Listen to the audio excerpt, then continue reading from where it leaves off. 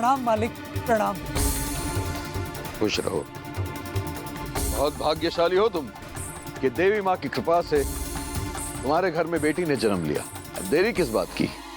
बुलाओ अपनी सुपुत्री को और ओढ़ना की रस्म को पूरा करो।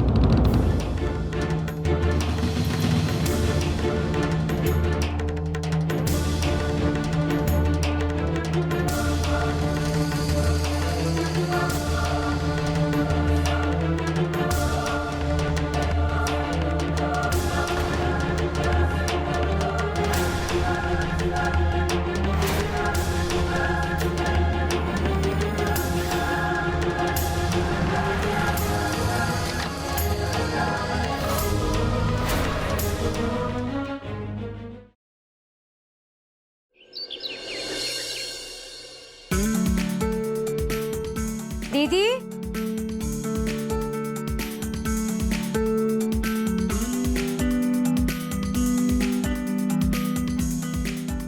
दीदी,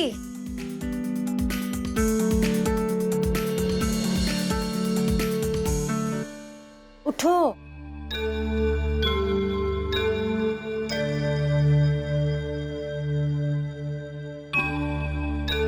क्या हुआ दीदी? तुम फिर से रो रही थी ना? क्यों रोती रहती हो तुम दीदी? अब तो ये आंसू ही मेरी किस्मत बन चुके हैं पगली। न चाहते हुए भी मुझे वो सब करना पड़ेगा जो इस बिरादरी की प्रथा है। मैं जानती हूँ दीदी, मैं समझती हूँ। मुझे तो सोच के कैसे अजीब सा लगता है।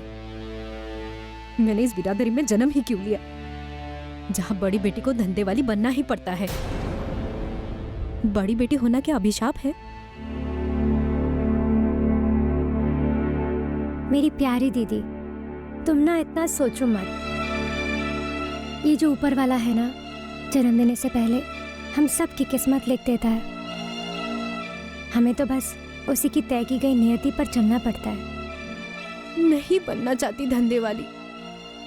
इस कुप्रथा को नहीं मानना चाहती मैं एक नॉर्मल जिंदगी जीना चाहती हूँ आंचल। अपना परिवार बनाना चाहती हूँ।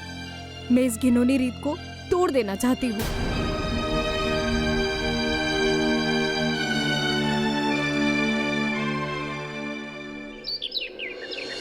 यार हरे राम।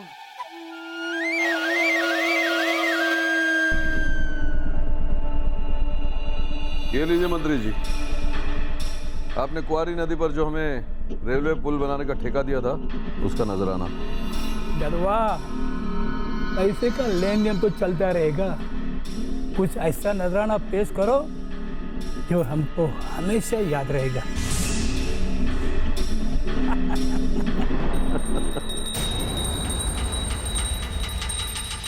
समझ गया मंत्री जी, समझ गया।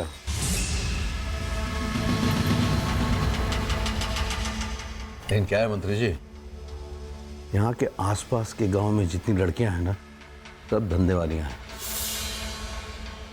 कहाँ आप इतने बड़े मंत्री और कहाँ ये सब? लेकिन मैंने सुना है ददवा, ओढ़ना की रात नथ उतारने का काम तो आप ही करते हो ना?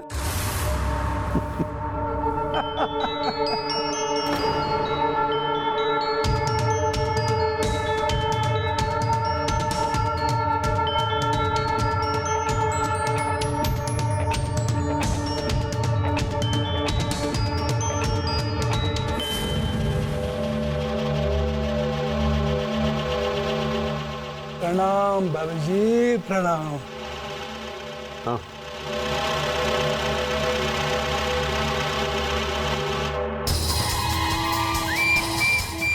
अगला ओढ़ना किसका है? मोहनलाल की बेटी पद्मा का।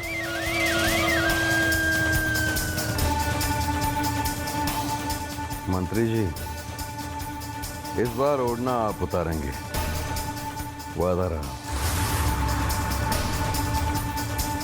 लेकिन मंत्री जी,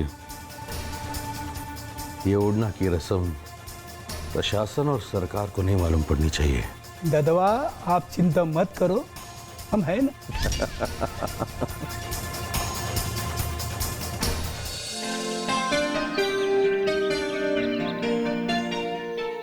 अरे काजल, अरे नहीं नहीं, बैठो बैठो बैठो।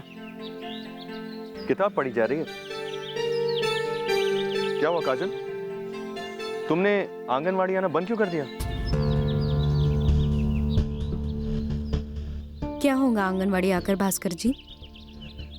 अब तो वैसे भी बहुत जल्दी मेरा ओढ़ना होने वाला है।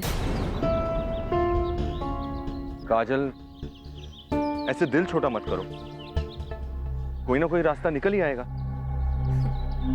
कोई रास्ता नहीं निकलेगा भास्कर जी। अब तो मुझे इस प्रथा के हिसाब से धंधे वाली बनना ही है, और मैंने इसका विद्रोह किया तो वो ददुआ का गुस्सा कहर बनकर मेरे परिवार पर टूटेगा। काजल, लेकिन अभी वक्त है तुम्हारे ओढ़ने के रस्म में।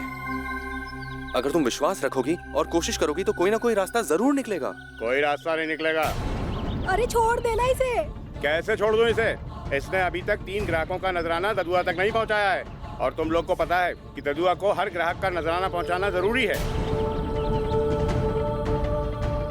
ये लो ददुआ का नजराना, जाके दे देना ददुआ को।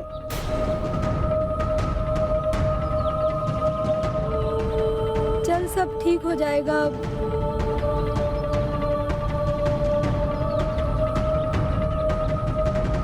यही है मेरी किस्मत।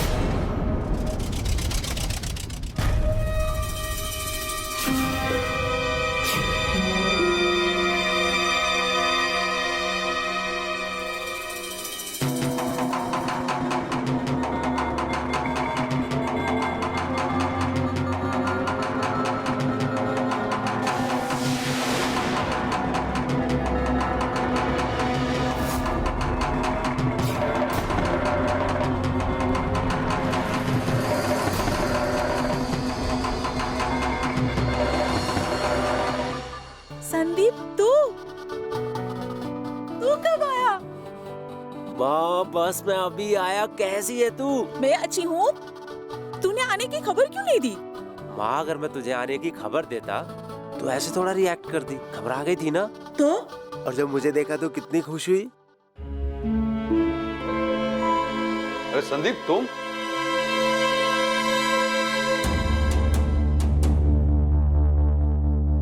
खुश रहो। लेकिन तुम अमेरिका से अचानक यहाँ? मेरा मतलब है कि अगर बता देते तो हम गाड़ी भिजवा देते। वो मैं आप दोनों को सरप्राइज देना चाहता था। एक्चुअली अमेरिका से तो मैं 1 महीना पहले ही आ गया था। मुंबई में था। मुझे एक न्यूज चैनल में जॉब मिल गई है। अच्छा, तो अब तुम मुंबई में रहोगे? कुछ दिन आप लोगों के साथ बिताऊंगा,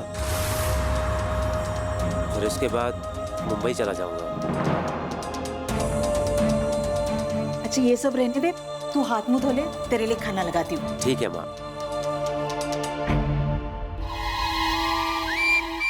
सुनो,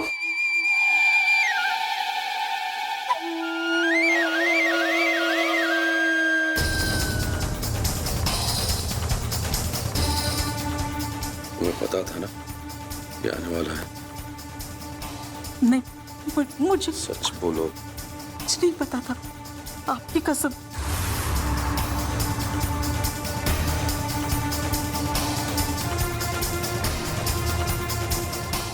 एक बात ध्यान रखना, मेरे धंधों के बारे में या इस गांव की प्रथा के बारे में इसे पता नहीं चलना चाहिए। इन सब चीजों से दूर रखने के लिए हमने इसे विदेश भेजा था। अब कोशिश करो जितनी जल्दी हो सके ये वापस मुंबई चला जाए,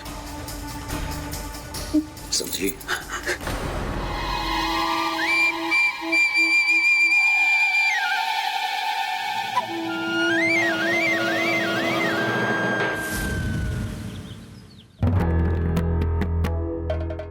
सुन रही पद्मा, अब से इन लोगों के रहन सहन का तरीका सीख ले, क्योंकि 2 दिन के बाद तेरा ओढ़ना हो जाएगा। फिर तुझे इन्हीं लोगों के साथ यहाँ आना है। राम राम हरिया भैया। राम राम। खड़ी हैं, चल लो।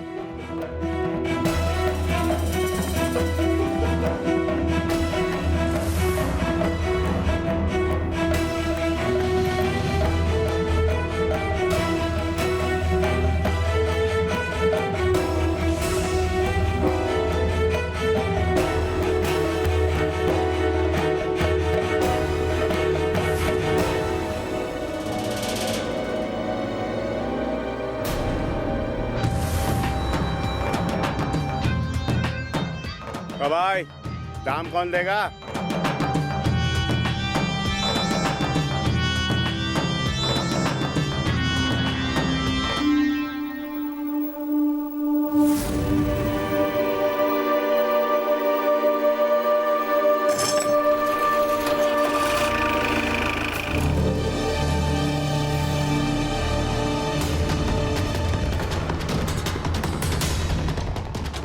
ये क्या हो रहा है? बात तो एक की हुई थी। बात का टाइम गया, अब काम की बात करते हैं।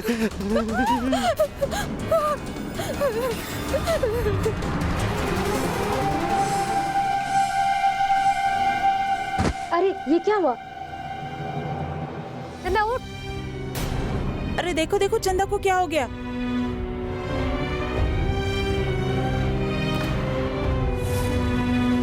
क्या हालत की है करम जलो ने इसकी। सब ये सब बातें छोड़ो, इसे डॉक्टर के पास ले जाओ। चलो चलो उठाओ। जल्दी ले चलो उसे।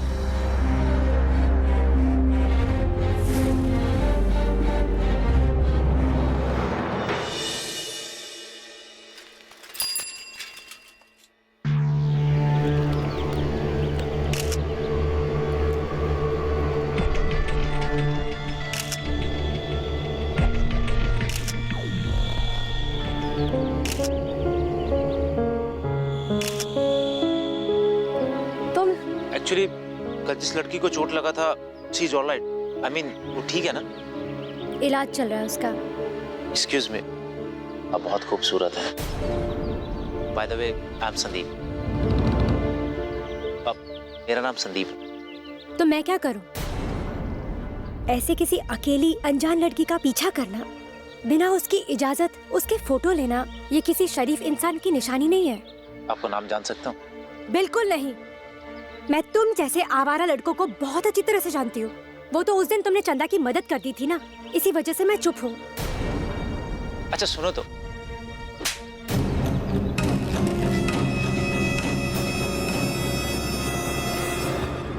मैं तो यही सोच सोच के बहुत खुश हुए जा रही हूँ कि हमारी गरीबी अब बस 10 दिन की है। 10 दिन के बाद हमारे काजल का ओढ़ना हो जाएगा, फिर वो भी कमाना शुरू कर देगी, फिर हमारे घर में आमदनी का एक जरिया बन जाएगा। बहुत इंतजार किया है इस दिन का मैंने। वैसे भी इस ददुआ से उधार लेते लेते हम लोग थक गए थे, और हमारा घर, हमारे खेत, सभी कुछ तो इसी के पास गिरवी पड़े हैं। लेकिन शकुंतला, हम कितने भाग्यशाली हैं कि देवी माँ की कृपा से हमारे घर में लड़की हुई है। वो तो है। बाबूजी, भाग्यशाली तो आप लोग हैं, मैं तो बदकिस्मत हूँ। अरे ये क्या बोल रही हो? ऐसा नहीं कहते बेटा। ये ना कहूँ तो और क्या कहूँ माँ? सिर्फ बड़ी बेटी होने की वजह से मुझे वो सब कुछ करना पड़ेगा जिसके बारे में सोचकर भी मुझे घिन आती है। अपने अरमान, अपने सपने, सबका गला घोट दूं और धंधे वाले बन जाऊं। देखो बेटी, ये हमारी बिरादरी की रीत है, और हर घर की बड़ी बेटी को इसे निभाना ही पड़ता है। ये कैसी रीत है बाबूजी? ये रीत नहीं है, ये कुरीति है। बाबूजी, सिर्फ पैसों की बात है ना, तो मैं शहर चली जाऊंगी, मैं जॉब कर लूंगी, मैं घर घर जाके काम कर लूंगी। सिर्फ पैसों के लिए धंधे वाली बनना जरूरी है क्या? काजल, तुम्हें तो खुश होना चाहिए कि देवी माँ ने तुझे इस काम के लिए चुना है। कैसे समझाऊं मैं आप लोगों को? कुछ नहीं समझना है हमें। ये हमारे पुरखों की रीत है और तुम्हें इसे मानना ही पड़ेगा। और अगर तुमने नहीं माना ना, तो जानती हो हमारे साथ क्या हो सकता है? हाँ बेटा, अगर हमने ये रीत नहीं मानी तो देवी माँ का प्रकोप हमारी पूरी बिरादरी पे बरस पड़ेगा। इस बिरादरी में कोई सुखी नहीं रह पाएगा बेटा, और इसीलिए ये रीत बहुत जरूरी है, और घर की बड़ी बेटी को ही ये रीत निभानी पड़ती है बेटा।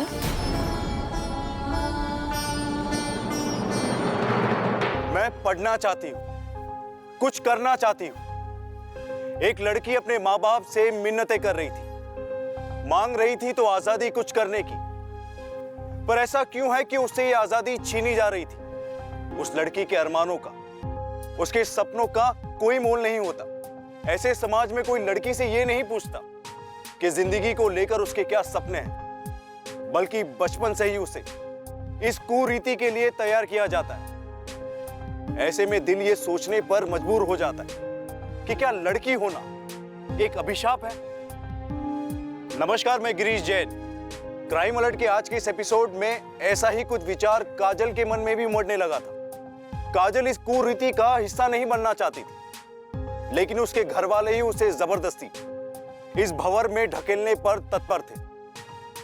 तो क्या काजल भी इस कुरीति का शिकार होने वाली थी? आइए देखते हैं क्या होता है काजल और उसके परिवार के साथ।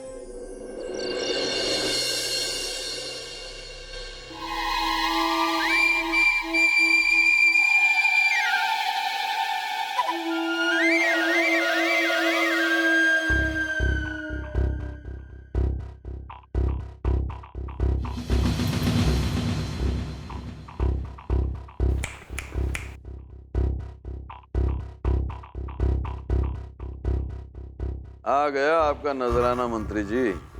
हमने आपसे वादा किया था कि इस बार ओढ़ना आप उतारेंगे। हमने अपना वादा पूरा किया।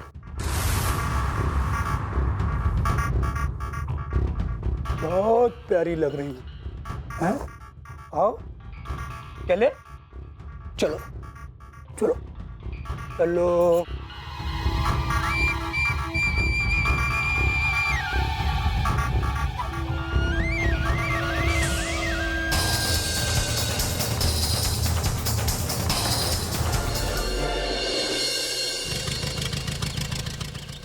आंचल आएगी।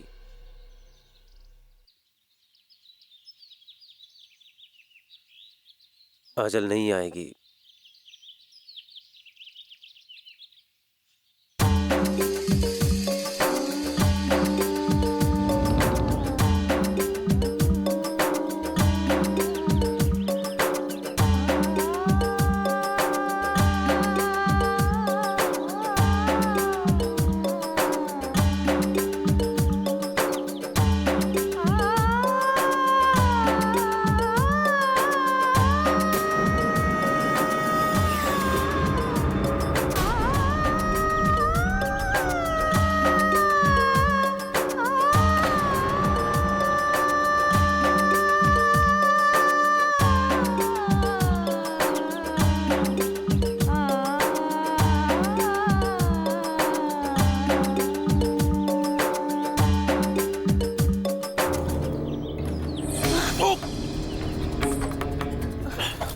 कौन हो तुम?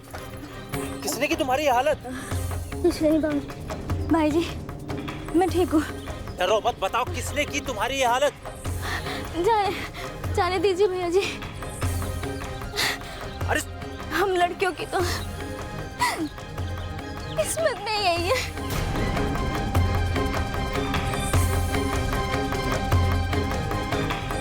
ये चल क्या रहा है इस गांव में? एक्सक्यूज मी, सुनिए तो। क्या है? आप मेरा पीछा क्यों करते रहते हैं? मैं आपका पीछा नहीं कर रहा हूँ। एक्चुअली मैंने कुछ क्लिक्स किए हैं, मैं चाहता था कि वो मैं आपको दिखाऊं। मुझे आपके फोटोज देखने में कोई दिलचस्पी नहीं है। आप बस हमसे दूर रहा कीजिए, वरना हम आगे से शोर मचा देंगे कि ये लड़का मुझे परेशान करता है। आपको शोर मचाने की जरूरत नहीं है।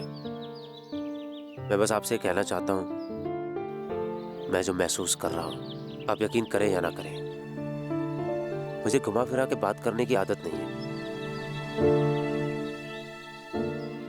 आप मुझे अच्छी लगती हैं। शायद मैं आपसे प्यार करने लगा हूँ। I mean, देखिए, आप जो भी है या आपके दिल में जो भी है, मैं वो सब कुछ नहीं जानती। मैं बस इतना जानती हूँ कि जो आप सोच रहे हो ना, वैसा कुछ हो नहीं सकता। वैसे आप मेरे बारे में जानते क्या है? बिना जाने आपको प्यार हो गया? आप पागल हो क्या? एटलीस्ट सुनिए तो। I just... देखिए संदीप जी, हो सकता है कि आप एक अच्छे इंसान होंगे, लेकिन आप इस गांव में नए आए हो। हम लोग एक गरीब परिवार से हैं और आपको मेरे बारे में या मेरे परिवार के बारे में कुछ भी नहीं पता। इसलिए बेहतर यही होगा कि आप हमें परेशान करना बंद कर दें। मुझे आपके परिवार से मतलब नहीं है, आपसे है।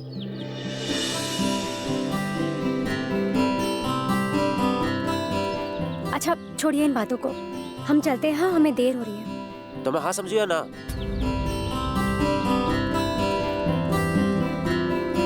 आप समझो अपने हिसाब से।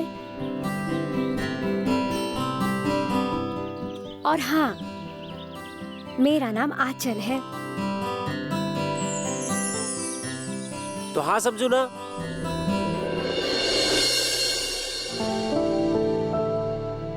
पल्लू को ऐसे सीधे रखना। हाँ, बिल्कुल चांद का टुकड़ा लग रही है मेरी बिटिया।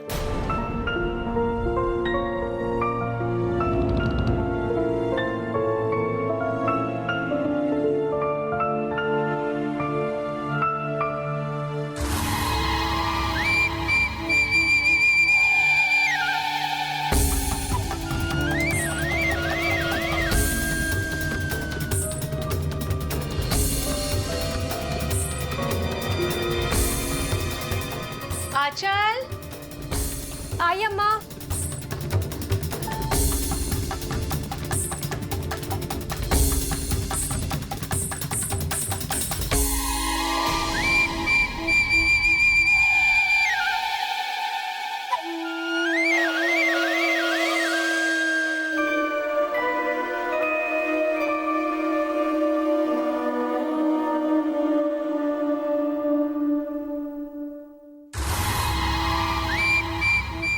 प्रणाम मालिक, प्रणाम। खुश रहो। मालिक, आज आपके पैरों की धूल हमारे इस घर में पड़ी तो हमारा घर धन्य हो गया। आइए आइए विराजिए मालिक, विराजिए। आइए। आइए।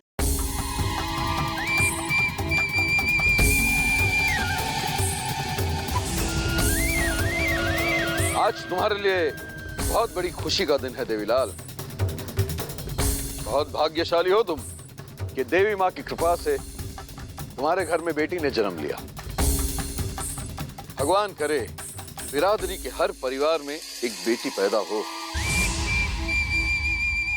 तो आज इस पवित्र और खुशी के मौके पर मैं भी ये घोषणा करता हूं कि आज से देवीलाल के सारे कर्ज और लगान माफ होते हैं। धन्य है मालिक, आप धन्य हैं। हमारा ये परिवार आपका ये एहसान कभी नहीं भूलेगा मालिक। देवीलाल, अब देरी किस बात की? बुलाओ अपनी सुपुत्री को और ओढ़ना की रस्म को पूरा करो। जी मालिक। हाँ। आंचल, जा बेटा अपनी बहन काजल को लेके आ। हाँ?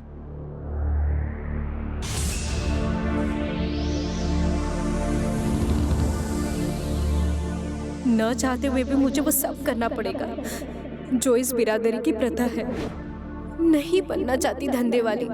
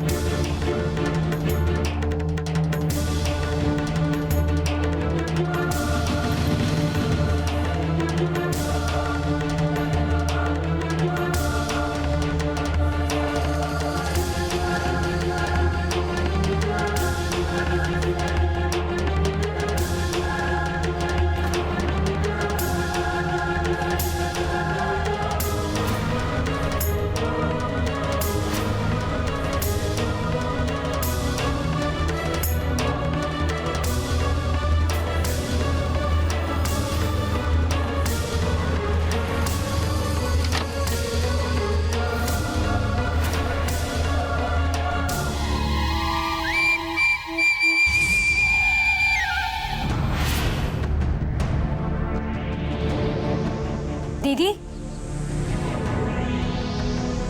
दीदी कहाँ चली गई होगी?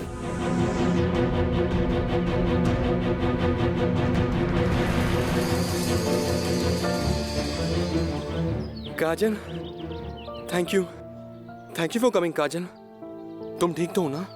भास्कर जी, मैं भाग गई। मुझे यहाँ से दूर लेके चलो। तुम फिक्र मत करो काजल, हम दोनों यहाँ से बहुत दूर भाग जाएंगे, इतनी दूर भाग जाएंगे कि भागते भागते जमीन कम पड़ जाए, और ददुआ और उनके गुंडे हमें कभी न ढूंढ पाएंगे। काजल ने आखिरकार इस कुप्रथा से भागने का निश्चय कर ही लिया। अब वो आजाद हो चुकी थी अपने सपनों को पूरा करने के लिए, एक अच्छी जिंदगी जीने के लिए। लेकिन काजल की आजादी उसके परिवार वालों के लिए क्या सबब लेकर आने वाली थी? पूरा गांव ददुआ के रहमो करम पर जी रहा था, और शायद यही वजह थी कि ददुआ ने सभी को इस कुप्रथा का शिकार बना दिया था। सारा गांव इस प्रथा को सालों से निभाए जा रहा था। ऐसे में ओढ़ना की रस्म के बीच से लड़की का यूं गायब हो जाना उसके परिवार वालों के लिए क्या विपदा लेकर आने वाला था? क्या ददुआ इस परिवार को अब चैन से जीने देगा?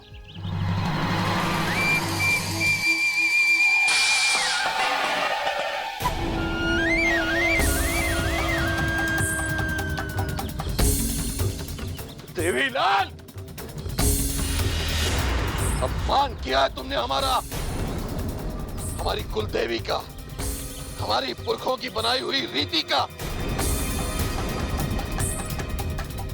तुम्हारी बेटी की इतनी हिम्मत, हमारे पुरखों की बनाई हुई रीत को तोड़कर भाग गई। पाप किया है तुमने। हमें माफ कर दीजिए मालिक, इस गलती में हमारा कोई हाथ नहीं है, और इस रस्म को तोड़ने का तो हम सोच भी नहीं सकते मालिक। माफी गलती की मिलती है देवीलाल, पाप की नहीं। तुमने और तुम्हारे परिवार ने पाप किया है।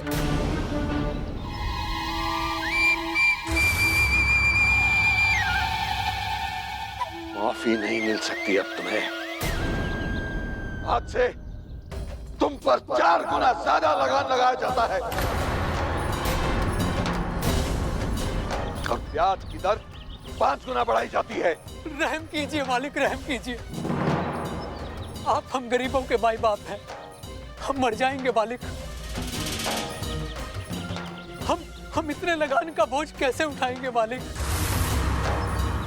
बोझ तो तुमने डाला है देवीलाल, पूरी बिरादरी पर। अब तुम्हारे इस पाप की सजा पूरी बिरादरी को भुगतनी पड़ेगी। कुछ नहीं हो सकता, या तो लगान की रकम चुकाओ या ओढ़ना की रस्म को पूरा करो। मालिक, अब ये रस्म मैं कैसे पूरी करूं?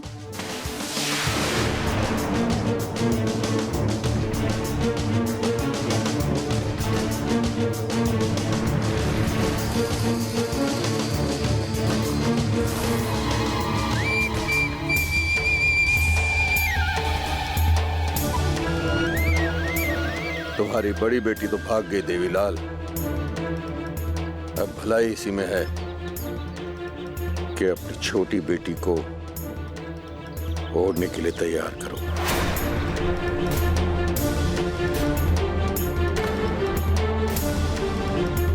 बस अब यही एक रास्ता है।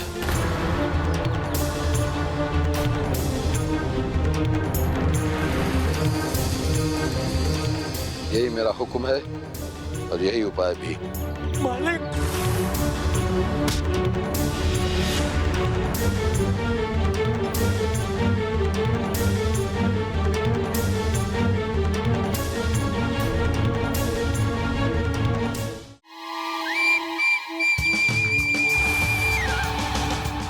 जाओ ढूंढो उस काजल को, किसी भी सूरत में बचने नहीं चाहिए। ददुआ के खिलाफ जाने की सजा उसे जरूर मिलेगी। और हाँ, किसी को कानो कान खबर न हो, समझे? जी मालिक। बिल्कुल नहीं, मैं कोई ओढ़ना नहीं करने वाली। मैं ऐसा क्यों करूं? मैं तो इस घर की छोटी बेटी हूं ना। अब दीदी भाग गई इस नरक से तो आप दोनों मुझे धकेल दोगे इस नरक की ओर। अचल बेटा, हम लोग बर्बाद हो जाएंगे। और अम्मा, मेरा क्या? मैं बर्बाद नहीं होंगी सब कुछ करने से। मेरे ख्वाब, मेरे अरमानों का क्या अम्मा? देखो बेटा आंचल, जब घर की बड़ी बेटी मर जाती है ना, तो छोटी बेटी को ये रस्म निभानी पड़ती है। और काजल इस घर के लिए, हमारी सारी बिरादरी के लिए मर चुकी है। देखा नहीं कैसे हमारे मुंह पे तमाचा मारकर चली गई। अब तुम ही हो बेटी, तुम ही हो जो हमें इस मुसीबत से बाहर निकाल सकती हो। पर बाबूजी। बेटा आंचल, बेटा आंचल, हम जानते हैं बेटा, तुम अभी इस बात के लिए बिल्कुल तैयार नहीं थी, पर हम कर ही क्या सकते हैं बेटा। देखो, हमारी हालत तो तुमसे छिपी नहीं है। अब हम तुम्हें और कोई जबरदस्ती नहीं करेंगे। अगर तुम्हें हम पे तरस आए तो सोच लेना, तुम्हारी एक हाँ हमारी जिंदगी बचा सकती है बेटा।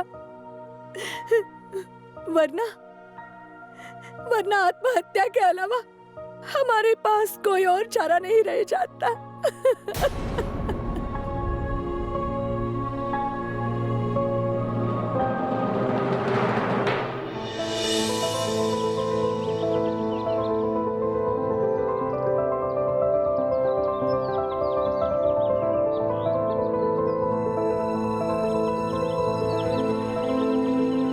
हम भाग आए। चलो। भास्कर जी। हाँ। हम इतनी दूर गांव से भागकर तो आ गए, पर कहीं ददवा के गुंडों ने हमें ढूंढ लिया तो हमें जान से मार देंगे। मुझे बहुत डर लग रहा है। मेरी प्यारी काजल, ऐसा कुछ नहीं होगा। हम इतनी दूर आ गए ना, ददुआ या उनके गुंडे हमें ढूंढ भी नहीं सकते। भरोसा है मुझ पर? तो चलो, आओ। भास्कर जी।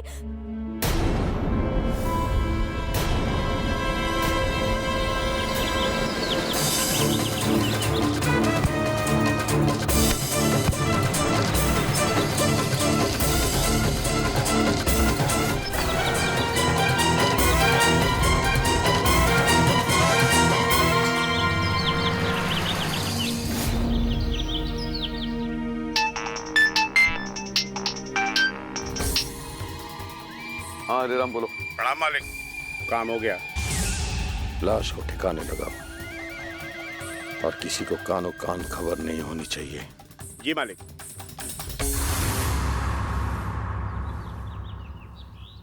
तुम समझने की कोशिश क्यों नहीं करते संदीप? हमारा मिलना मुमकिन नहीं है। हम कभी एक नहीं हो सकते। ये क्या कह रही हो? कुछ दिन पहले तक सब कुछ अच्छा था। मैं तुम्हें कह चुका हूं ना, मुझे जात पात अमीरी गरीबी इससे कुछ फर्क नहीं पड़ता है। फिर ये अचानक क्या बोल रही हो? तुम जानते क्या हो मेरे बारे में या मेरी बिरादरी के बारे में? तुम्हें शायद पता नहीं है, लेकिन हमारे बिरादरी के परंपरा के अनुसार घर की हर बड़ी बेटी को एक धंधे वाली बनना पड़ता है। और इसी कुप्रथा से बचने के लिए ना मेरी दीदी ये गांव छोड़कर भाग गई। और अब मुझे अपने परिवार को बचाने के लिए एक धंधे वाली बनना पड़ेगा। What? ये क्या बकवास है? और तुम्हारी बिरादरी में चल क्या रहा है? आंचल, मैं तुमसे प्यार करता हूँ और मैं तुम्हें ऐसा कुछ भी नहीं करने दूंगा। और तुम लोग इस कुप्रथा के खिलाफ पुलिस में क्यों नहीं जाते हो और गांव के जमींदार को क्यों नहीं बताते हो? तुम नहीं जानते संदीप, ये जो कुछ भी हो रहा है ना, ये इस गांव के जमींदार ददुआ की वजह से हो रहा है।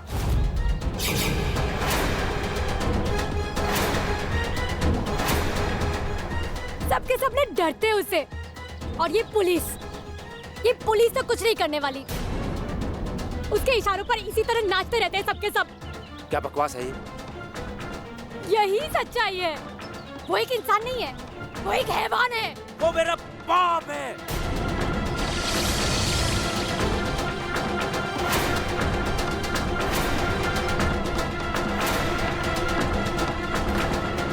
क्या? हाँ, मैं ददुआ का बेटा हूँ, बेटा।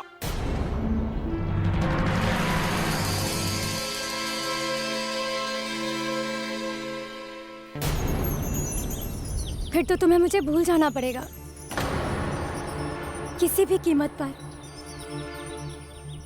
और अब तो तुमने मुझे भी वजह दे दी तुम्हें भूलने की। अगर जो तुम कह रही हो ना ये सब सच है तो तुम्हें भूलने की जरूरत नहीं पड़ेगी। मैं ये भूल जाऊंगा ददुआ मेरा बाप है।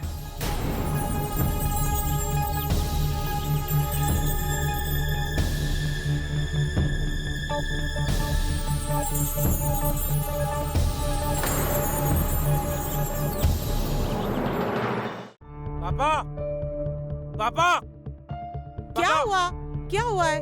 तेरे पापा बाहर गए हुए हैं। क्यों इतना चिल्ला रहा है? वहाँ मुझे पापा से बहुत सारे सवालों के जवाब चाहिए। तू जानती है इस गांव में क्या चल रहा है, अंदाजा है? लगता है तुझे भी उनकी काली करतूतों के बारे में पता चल गया। मतलब तू पापा के बारे में सब जानती है और ये सब जानते हुए भी उनके साथ रह रही है? हाँ, उनके खिलाफ जो भी आवाज उठाता है उसे वो बेदर्दी से कुचल देते हैं। उनकी नजरों में रिश्ते नातों का कोई मोल नहीं।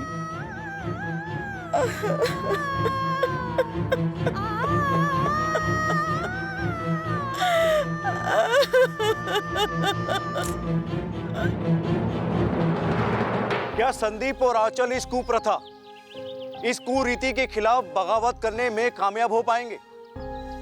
संदीप अपनी जिंदगी के उस मोड़ पर खड़ा था जहां उसे सच्चाई के लिए अपने ही पिता के खिलाफ खड़ा होना था और लड़ना था उस कुप्रथा से जिसने समाज की कई लड़कियों का शोषण किया था। संदीप और आंचल के इस साहसिक कदम का क्या असर होता है और क्या होगा जब ददुआ अपने ही बेटे को अपने खिलाफ खड़ा होता देखेगा? खामोश। तुम भूल रहे हो कि तुम अपने बाप से बात कर रहे हो। इससे पहले कि तुम और कुछ बोलो, सावित्री कह दो इसे अपना सामान बांधे और वापस मुंबई चला जाए। ठहरिए पापा, आज फैसला होकर रहेगा। मैंने कभी नहीं सोचा था मेरे पापा, जिनको मैं इतना अच्छा इंसान मानता हूं, वो हवस में डूबा एक हैवान होगा। लोगों की मजबूरियों का फायदा उठाएगा। काश मैं यहाँ नहीं आया होता, पर अच्छा हुआ मैं यहाँ आया। मुझे आपका घिनौना चेहरा तो दिखाई दिया। लगाम दो, लगाम दो अपनी जबान को। कहां से आई तुम में ये हिम्मत? प्यार, जिस शब्द का मतलब भी नहीं पता है आपको। प्यार करता हूं मैं आंचल से और उसका कुछ भी बुरा नहीं होने दूंगा मैं। तुम पर प्यार का भूत चढ़ा है। अरे औकात क्या है उस लड़की की? वो एक धंधे वाली है और उसे धंधे वाली बना के ही रहूंगा मैं। निकल जाओ यहां से। सुन लो, और जो बीच में आया वो गया।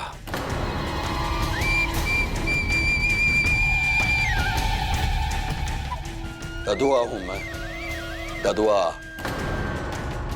मानो तो भगवान और ना मानो तो सबसे बड़ा हैवान। वाह ददुआ जी वाह, आज तो आपने सारी हदें पार कर दी।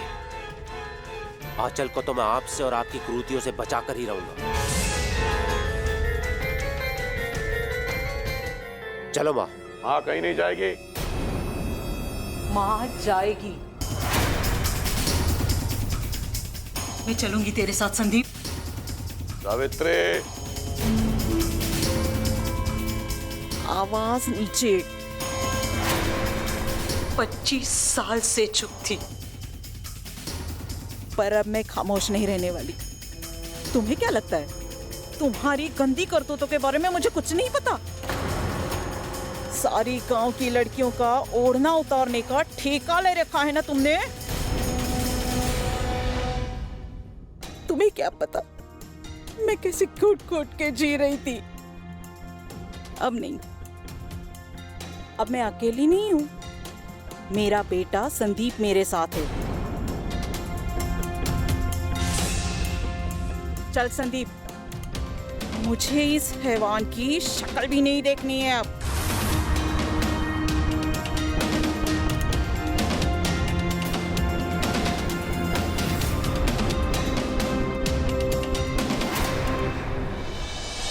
मालकिन, मैं आपके लिए जान भी दे सकता हूँ, लेकिन आप अच्छी तरह से जानती हैं, अगर आप इस घर में रही तो ददुआ मेरा और मेरे इस परिवार का क्या हाल करेगा।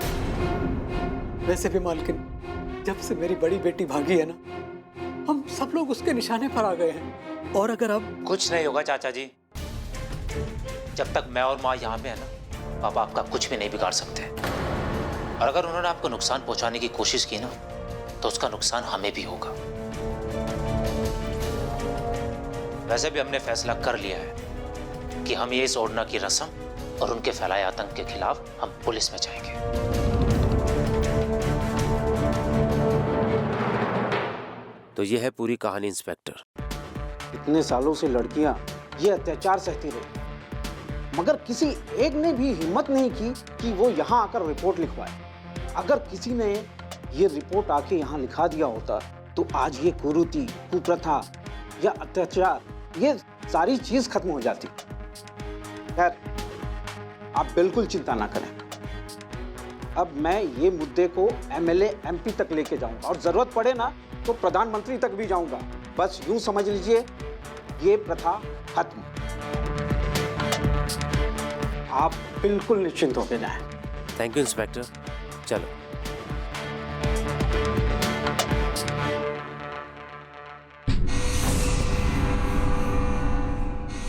ददुआ प्रणाम। अब किसी पर अत्याचार नहीं होगा। के खिलाफ जाने का अंजाम देख लिया। ददुआ हूं मैं, ददुआ। मानो तो भगवान और ना मानो तो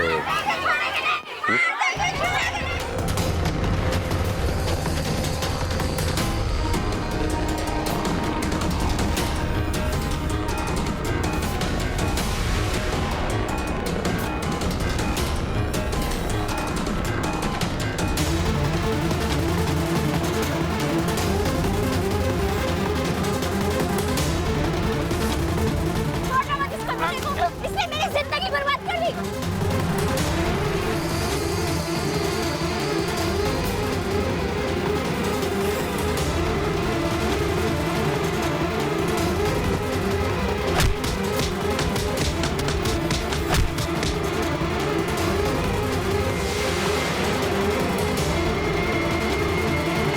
बुरे काम का अंजाम बुरा ही होता है और ददुआ के साथ भी वही हुआ। लेकिन ओढ़ना जैसी कुरीति से निजात पाने के लिए गांव की औरतों ने जो रास्ता चुना वो गलत था। उन्हें कानून अपने हाथों में नहीं लेना चाहिए था। वे पुलिस के उच्च अधिकारियों से बात कर ददुआ को जेल की सलाखों के पीछे पहुंचा सकती थी, जहां उसको उसके गुनाहों की सजा मिलती। लेकिन उन्होंने ऐसा नहीं किया और ददुआ को अपनी जान से हाथ धोना पड़ा। दोस्तों, किसी भी कुप्रथा या कुरीति के खिलाफ आवाज उठाने के लिए हमें डरना नहीं चाहिए और औरत को कमजोर नहीं समझना चाहिए। बस जरूरत है नारी शक्ति को जगाने की, क्योंकि जब नारी शक्ति जागती है तभी लक्ष्मीबाई, दुर्गावती, सुनीता विलियम्स और कल्पना चावला जैसे उदाहरण खड़े होते हैं। अगर आपके आसपास ऐसी कोई कुरीति या कुप्रथा पनप रही है तो आप उसे बर्दाश्त ना करें, उसके खिलाफ आवाज उठाएं, बल्कि उसके खिलाफ औरतों को लड़ने के लिए प्रेरित भी करें, उनका साथ भी दें। याद रखिए, किसी भी अन्याय को करने से बड़ा पाप होता है उसे चुपचाप सहना। इसलिए ना अन्याय होने दे और ना उसे सहे। इसी के साथ मैं गिरीश जैन क्राइम अलर्ट के इस एपिसोड में आपसे विदा लेता हूं। फिर मिलूंगा ऐसी एक सच्ची घटना के साथ। तब तक be alert, be safe. Crime alert, जुर्म के खिलाफ आवाज।